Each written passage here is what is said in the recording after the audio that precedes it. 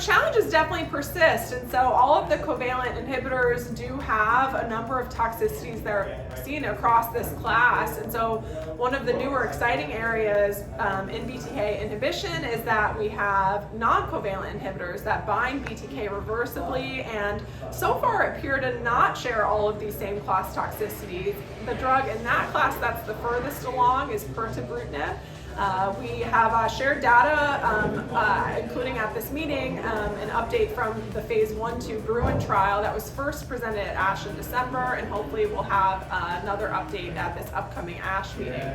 There's safety data on now 600 patients where we see very low rates of discontinuation due to toxicity, actually 1%, and also very little atrial fibrillation, hypertension, etc. And so the tolerability is a challenge, but I think we're improving upon that with these newer non-covalent inhibitors that have a better degree of specificity and a unique binding mode, because the other challenge is resistance. And so covalent BTK inhibitors, patients can develop resistance through the acquisition most commonly of a C481 mutation. And so when that mutation is present, the drugs can no longer bind to their target and essentially don't have very good efficacy. Patients progress at that point. Pirtobrutinib has a different binding mechanism, and so it can have efficacy in that difficult to treat situation.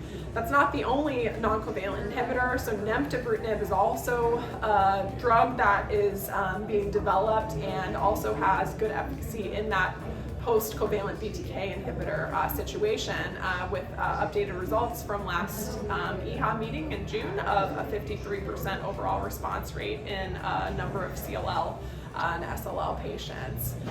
There's even a new way of inhibiting BTK inhibitors that I'm excited about, but it's very, very early days, which is instead of actually inhibiting BTK, just degrade it. And so these drugs are called PROTACs or BTK degraders, but the data there is very, very early, but I'm looking forward to seeing it because it's a completely novel way of approaching this really important target in B cells.